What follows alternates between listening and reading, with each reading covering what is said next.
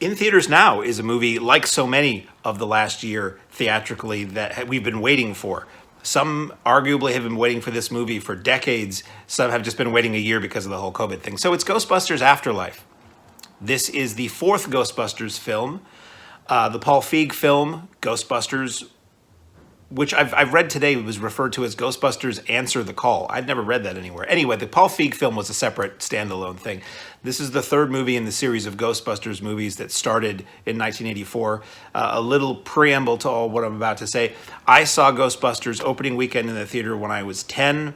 Blew my mind, absolutely loved it. It was the coolest movie in the world. I went back to see it probably at least 5 times in the theater. Watched it a bunch of times on video and cable and all that, and I loved it. I had a couple Ghostbusters t-shirts, a couple Ghostbusters kids books and stuff like that. I saw Ghostbusters 2 when it came out in the theater. Didn't really care for Ghostbusters 2 quite so much. It was great seeing the band back together, but I always thought Ghostbusters 2, and I know this is sacrilege, some people who are a little bit younger than me revere Ghostbusters 2, but for me, it's kind of a carbon copy of the first one. It's sort of almost a changing the adjective sequel. So I don't have a lot of love for Ghostbusters 2, but it was cool that they did a second one with everybody. I never watched the cartoon, didn't care about that. So for me, Ghostbusters was a very, very fond memory from when I was a kid. I heard a new Ghostbusters movie was coming out, Ghostbusters Afterlife, directed by Jason Reitman, who's made some very good movies. He made Juno, Up in the Air, and a bunch of other things.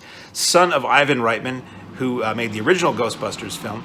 And I was dubious. I'm like, how many more attempts do we need to resurrect an 80s icon for everybody who loves the Ghostbusters? Certain things should just be left alone. I've seen very, very, very few decades later sequels that I've ever thought were worth it. Usually they just tarnish Blues Brothers 2000, anyone? They sort of tarnish the image and the memory of the original a little bit, and they ultimately get forgotten. So when I heard there was a new Ghostbusters Afterlife, which is what we're talking about here, coming along, and that it was about kids, I was like, it's a personal thing of mine that goes back to the 80s, actually, is that you would get these reunions. A lot of times there were TV movie things, but you would get these reunions of shows or movies and people you liked, and this reunion would ultimately be more about their kids. And who cares about the kids? I didn't show up for this reunion to see the kids of the people I like. I showed up to see the people I like. So that's kind of what I had in my head going into Ghostbusters Afterlife, seeing that it was a bunch of kids. And by the way, if you haven't seen Ghostbusters Afterlife, I'm not going to spoil it here. I would highly recommend, if you're going to go see it, that you know as little about it as possible, because there are some big surprises in the movie that the trailers have given away and that people online have way given away that ideally would be best experienced seeing for the first time on the big screen and not reading about it before you go see it. So I was not enthused about this Ghostbusters movie about a bunch of kids, because I don't care about the kids. I like the Ghostbusters. And really, the likelihood of getting the original cast together is, well, it's impossible, because Harold Ramis has passed away, who played Egon in the original, co-wrote the original. And the other guys, they're much, much older, and it's just not, it doesn't make a lot of sense. As much as we all want it, and much of a lot of fans want their heroes and their icons from the past to get together in a movie and do it one more time, it doesn't really work most of the time. So I went to see Ghostbusters Afterlife opening night, and I loved it. I did not expect the reaction that I'm about to tell you about to this movie. I had a great time with Ghostbusters Afterlife. First of all, the casting is really well done. The basic premise, I'm only going to give you a seed of the premise. The basic premise of Ghostbusters Afterlife is the daughter of Egon, the Harold Ramis character, is told that her father has passed away. She grew up never knowing her father. As far as she was concerned, her father abandoned her as a child and never cared about her. She's a single mom. She has 2 kids, and they're barely getting by. In fact, they're not getting by. They're about to be thrown out of their apartment. They don't have any money, and that's their situation. They get word that Egon has passed away. He has a farmhouse out in, I want to say Oklahoma, Kansas. I'm a little fuzzy on details sometimes. Out in the Midwest where the grain and corn grows tall, let's say that. He's left them an old farmhouse, and they have to go and clean it out and deal with it. And hopefully maybe there's some money in it that helps them get by for a little while. Well, they go out there. Again, I'm not going to tell you much more of the movie than this. They go out there reluctantly. The kids are like, hey, great, it's Nowheresville. The mom is like, I hated this guy. He never cared about me. I'm going to do what I have to do and move on with my life. And they find out he was a Ghostbuster. And weird things start happening. Okay, that's all I'm going to tell you.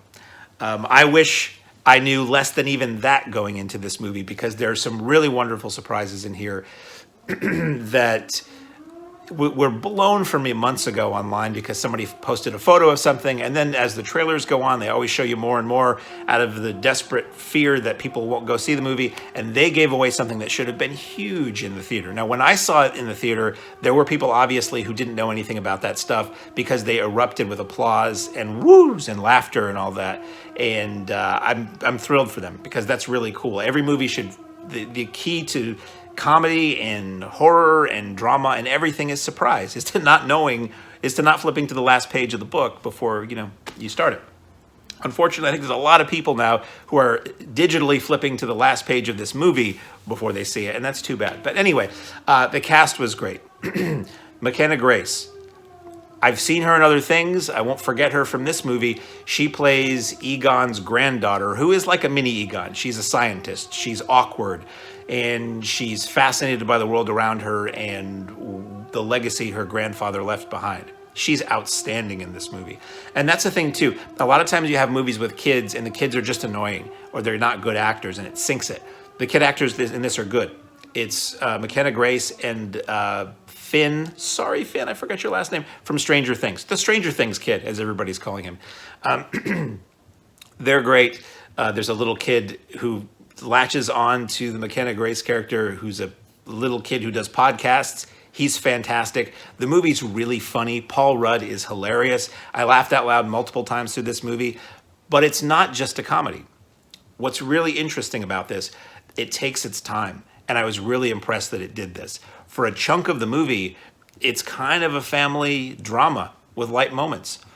Eventually, the supernatural comes in, and it becomes a Ghostbusters movie, but for a lot of it, it's people dealing with loss. A lot of what this movie is about, to the characters in the movie and to you and me, if you're a Ghostbusters fan, is dealing with loss and the passage of time and families dealing with legacies. Since I saw Ghostbusters in '84, I have lost family members, some of whom I watched Ghostbusters with and who were fellow Ghostbusters fans. And there were a lot of echoes in what I felt watching the characters in this movie deal with what they were dealing with things that we all, unfortunately, as you get older, have to start dealing with. And there's moments in this movie that most people will tell you, if they're Ghostbusters fans, they didn't think they would be full-on crying while they were watching Ghostbusters Afterlife. Warning, it may well happen to you too.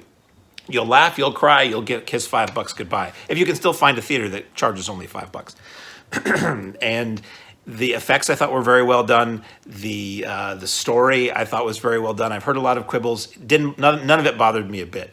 I had a great time with this. The action sequences were a heck of a lot of fun and very well staged. Nice mix of practical effects and CGI. Yes, there are references to the original movie. Most I didn't have a problem with. One, I was just like, oh, that was a little too in your face. But again, who's going to this movie who isn't a Ghostbusters fan? There's complaints about fan service. I'm like, yeah. Do you want one that does not cater to you in any way? Do you want one that basically ignores everything that made the original great and the original itself? I don't think so. I think you want a movie that reminds you of why you fell in love with the Ghostbusters for the first time and gives you new characters to like. Because frankly, you're not going to get a whole lot of new movies with the original Ghostbusters in them. Sorry, they're not going to suddenly, 30 or 40 years later, they're not going to make 5 of these things like you wish they did back then. Not getting into any more discussion than that about that. One thing I want to say is this movie gave us, Jason Reitman and crew, gave us the movie that I think, I'm going to use a royal us here, I think a lot of us, he gave us the movie that I think a lot of us played in our backyards back in the 80s and 90s. What would we do if we were Ghostbusters?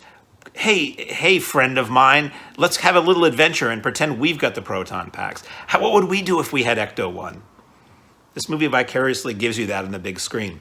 It gives a bunch of kids the keys to the Ghostbusters kingdom and says, "Have at it, kids," in the farmland. And I also love, by the way, that they changed the venue. It wasn't New York. This takes place out in the Midwest somewhere.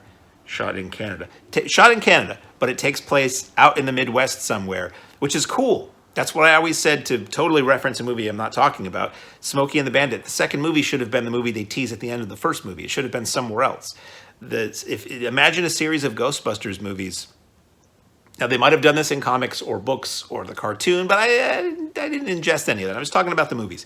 Imagine a series of Ghostbusters movies where they might have gone around the country in big, iconic places and cities and fought ghosts, or they might have gone around the world and done it. This movie gives you a little taste of that. It takes the Ghostbusters out of New York, which some people say they shouldn't. It's iconic. It's symbiotic. That's this movie. They're out in the Midwest. And gorgeously shot. Some really, really nice imagery. I'm going to just start talking in circles here. I really, really liked Ghostbusters Afterlife. I thought it was a wonderful way to pay homage to the original. It's a wonderful third Ghostbusters. Or if you're like me and you don't really care about the second one, it's a great second Ghostbusters movie. It pays attention to the previous two films, or at least the original. It treats it as though it happened, so it's not this wild, weird timeline. And maybe we'll get more Ghostbusters. Like I always say about any movie that I go see and I really like, I really hope this does well enough for us to get more. And I hope the others are as good as this one, because this was really, really well done. So in theaters now, eventually on home video, depending on when you watch this, it might have been on video for years. Ghostbusters Afterlife.